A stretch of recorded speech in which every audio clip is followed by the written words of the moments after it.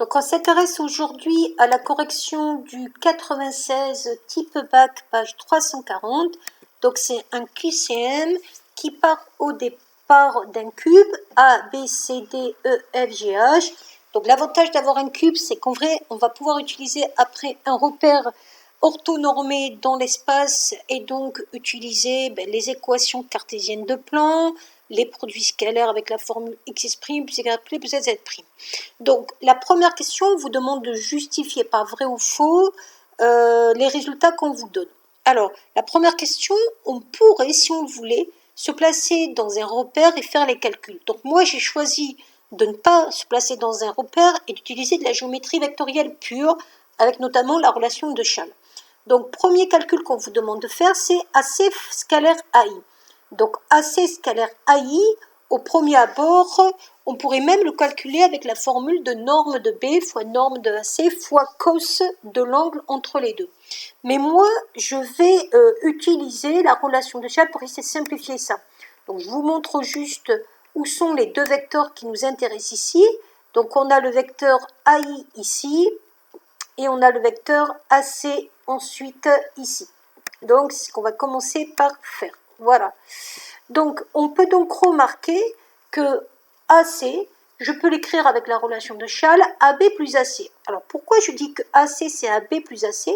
Parce qu'en vrai, je vais faire intervenir des vecteurs orthogonaux. Or, je sais que le produit scalaire de deux vecteurs orthogonaux est nul. Et donc, j'utilise la distributivité du produit scalaire. Donc, AB plus BC scalaire AI. En vrai, ça va faire AB scalaire AI plus BC scalaire AI. Or, AB scalaire AI, on n'oublie pas que AI, c'est 1/2 du vecteur AB. Propriété du produit scalaire, je peux sortir la constante devant le produit scalaire. Donc, il va me rester 1/2 de AB scalaire AB. Pareil, AI, c'est 1/2 de AB, donc il va me rester 1/2 de BC scalaire AB. Or, AB scalaire AB, c'est rien d'autre que la norme de AB au carré. La norme de AB au carré, elle fait 1. Donc, j'arrive à 1/2 fois A au carré. Plus et BC scalaire AB, je vois que ce sont deux vecteurs orthogonaux. Donc, ça veut dire que ça va faire 0. Donc là, il me reste 1/2. L'affirmation était donc vraie. Alors, j'aurais pu, comme je vous ai dit, utiliser la formule aussi de norme de U fois norme de V fois cos de l'angle. Alors, si je veux AC scalaire AI, ici, je peux très bien dire que c'est norme de AC, c'est-à-dire la longueur AC, fois norme de AI, c'est-à-dire la longueur AI. Donc ça, c'est quelque chose d'important, fois le cosinus de l'angle entre les deux. Et si vous regardez le cosinus de l'angle entre les deux, en vrai, ce n'est rien d'autre que l'angle que forme un côté et sa diagonale. Donc c'est cos de l'angle pi sur 4. Donc pi sur 4, c'est l'angle, je répète, qui est entre un côté de carré et de sa diagonale. Et donc si vous faites cos pi sur 4, ça fait racine de 2 sur 2. Donc la longueur AC, on sait que c'est la diagonale d'un carré. Donc la longueur AC, ça va être racine de 2. Donc en tant que diagonale d'un carré de côté 1, vous appliquez le théorème de Pythagore et vous arrivez au résultat sans problème. La longueur AI, c'est la moitié du côté de côté 1, donc c'est 1/2. Et on avait dit que le cos, c'était racine de 2 sur 2. Donc on va arriver donc à la valeur de racine de 2 divisé par 2. Et là, on se rend compte que quand on simplifie ce calcul, ça ne fait rien d'autre que racine de 2 fois racine de 2, c'est-à-dire 2, 2 divisé par 4, c'est-à-dire 1/2. Donc on arrive au même résultat en utilisant cette formule-là. Bon, pour le MB, je vais utiliser un petit peu la même chose.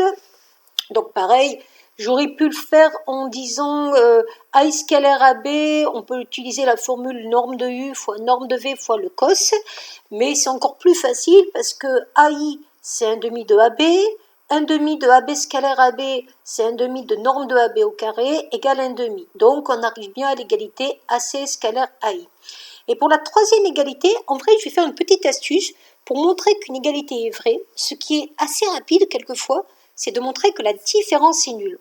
Alors pourquoi je fais ça? Parce que si je fais la différence, c'est-à-dire AB scalaire AI moins AB scalaire IG, je peux mettre entre guillemets en facteur le vecteur AB. ça va me donner AB scalaire IJ moins IJ. Or, moins IJ, c'est le vecteur plus GI. Je peux écrire la somme pour qu'elle m'arrange. Donc, je peux écrire la somme GI plus IJ. Et à partir de là, j'ai juste une flèche qui est un peu trop, donc plus IJ. Donc, ça sera mieux. Et donc, à partir de là, je peux utiliser la relation de Chasles. Et donc, GI plus IJ, ça me fait donc GJ. Et si je regarde bien, qu'est-ce que c'est que le vecteur GJ? C'est 1/2 du vecteur FB. Et donc, si c'est 1/2 du vecteur FB, j'utilise la même propriété que tout à l'heure. Le 1/2, je le passe devant. Et donc, AB et FB, ce sont des vecteurs qui sont orthogonaux. Donc, si ce sont des vecteurs orthogonaux, le produit scalaire est nul. Donc, ça, c'est quelque chose d'important à savoir. Pour montrer une égalité, on peut montrer que la différence est nulle. Ensuite, à la partie 2, on va vous faciliter la vie parce qu'on va vous faire utiliser des repères et donc des calculs. Première étape, on vous donne une équation paramétrique de droite et on vous demande est-ce que c'est bien la droite IJ. Alors, la première chose qu'on peut faire pour démontrer qu'une équation paramétrique correspond à une droite, c'est de vérifier que chaque point I, IJ vérifie l'équation paramétrique de la droite. C'est-à-dire qu'on va pouvoir trouver un T unique, un paramètre unique, qui permettra de tomber sur les coordonnées X, Y, Z du point. Donc, si je prends les coordonnées du point I, alors le repère ici, attention, le repère ici, il faut faire attention à ce qu'on vous donne comme repère. Donc, il part de A. AB, ça va donc vous donner l'axe des X. Ensuite, AD, ça va vous donner l'axe des Y, dans ce sens-là. Et après, AE, ça va vous donner l'axe des Z. Donc, vos trois repères sont vraiment positionnés de cette façon-là. Je vais juste déplacer ma petite flèche pour que ce soit bien sur AB. Et donc, à partir de là, les coordonnées du point I vont être données par 1/2, 0, 0. 1/2 sur les X, 0 sur les Y, 0 sur les Z.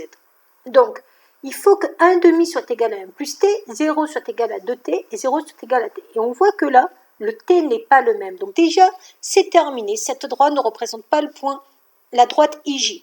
On aurait pu faire pareil avec le point J, mais là, c'était suffisant. J, il a coordonné 1 sur les X, 1 sur les Y et 1/2 sur les Z. Et on voit que ça ne marche pas non plus. Alors, il y avait une autre méthode, c'était de chercher les coordonnées du vecteur IJ et de vérifier que c'était bien un vecteur directeur de l'équation paramétrique qu'on vous donne. Sauf qu'ici, ça marche. Donc, si vous faites que ça, eh bien, ça ne suffit pas pour prouver le reste. Donc, ceux qui ont cherché le vecteur directeur 1, 2, 3 et qui ont dit que IJ c'était un vecteur directeur, ça ne suffisait pas parce qu'encore faut-il que ça passe par un des points I et J. Et donc après, on vous donnait un vecteur de coordonnées et on vous demandait de prouver est-ce que c'est un vecteur normal au plan ou pas. Alors, pour montrer qu'un vecteur est un vecteur normal à un plan, il faut montrer qu'il est orthogonal à deux vecteurs non colinéaires du plan. Donc, ce que j'ai fait, j'ai donc pris le vecteur FI et j'ai pris le vecteur FJ. Et je vais vérifier si 1 scalaire FI est égal à 0 et si 1 scalaire FJ est égal à 0. Donc, première étape, il faut qu'on calcule les coordonnées du vecteur FI et du vecteur FJ. Alors, le vecteur FI, on pourrait presque trouver les coordonnées sans les calculer. Alors, pourquoi? Si je regarde bien le vecteur FI que je vais vous mettre, pour qu'on voit un petit peu ce que ça donne, pour tracer ce vecteur, on voit qu'on se déplace de moins 1/2 sur les X, de 0 sur les Y et de moins 1 sur les Z. Donc, je peux directement dire que le vecteur FI a pour coordonnées moins 1/2, 0, moins 1. Et pour avoir le vecteur FJ, donc le vecteur FJ, lui, il est comme ça. On voit que pour l'avoir, on va juste repositionner pour que ce soit un peu plus loin. Donc pour avoir ce vecteur FJ, on voit qu'il faut se déplacer de rien sur les X, il faut se déplacer de 1 sur les Y et de moins 1/2 sur les Z. Donc 0, 1, moins 1/2 pour le deuxième vecteur. Et à partir de là, je fais mon produit scalaire avec le vecteur normal, donc moins 4 fois moins 1/2, plus 1 fois 0, plus 2 fois moins 1. Et on voit que ce premier produit scalaire est égal à 0, donc ça marche bien. Et ensuite, il faut faire pareil avec le deuxième, sinon ça ne suffit pas. Moins 4 fois 0, plus 1 fois 1, plus 2 fois moins 1,5. Et on voit que ce deuxième produit scalaire est égal à 0. Ça veut dire qu'on a bien un vecteur normal au plan. Et après, on vous demandait de trouver le volume du tétraèdre. Alors, le tétraèdre qu'on vous demandait, c'était EFIJ. Alors, d'une façon générale, le volume d'un tétraèdre, c'est la surface de la base fois la hauteur divisée par 3. Alors, bien sûr, ce qui va nous intéresser, c'est quelle base prendre pour que ça nous arrange. Alors, moi, je vais prendre la base EFI. Alors, si vous regardez la figure, pourquoi je prends la base EFI? Alors, je vais voir si je peux faire un petit dessin pour voir si éventuellement on peut dessiner la base EFI. Donc, normalement, un petit triangle, ça devrait se faire. Donc, la base E...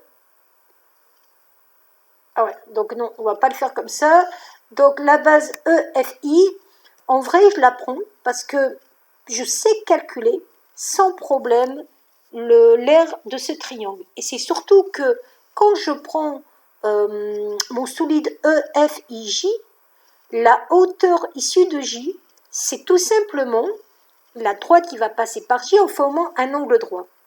Sauf que si je fais la droite qui passe par J en formant un angle droit, si je regarde bien, ça va être une droite qui va passer à peu près comme ça. Et la hauteur, ça va donc être au niveau de sa longueur, tout simplement la longueur FG. Donc pour avoir le volume de ce solide, ce que je vais faire, c'est, je vais prendre donc la surface de EFI fois la hauteur, et donc la hauteur, j'ai expliqué que c'était la longueur FJ. Or, la surface de FI, elle est assez facile à calculer puisque c'est un triangle équilatéral de côté 1. Donc, c'est base fois hauteur divisé... Non, c'est un triangle isocèle, pardon, dont la base EF fait 1, la hauteur fait 1, et donc ça fait 1 fois 1 divisé par 2. La hauteur qu'on cherchait, c'est FJ. FG, la hauteur fait 1, donc on arrive bien à 1/6. Donc il y avait bien une bonne réponse aussi pour ça. Voilà.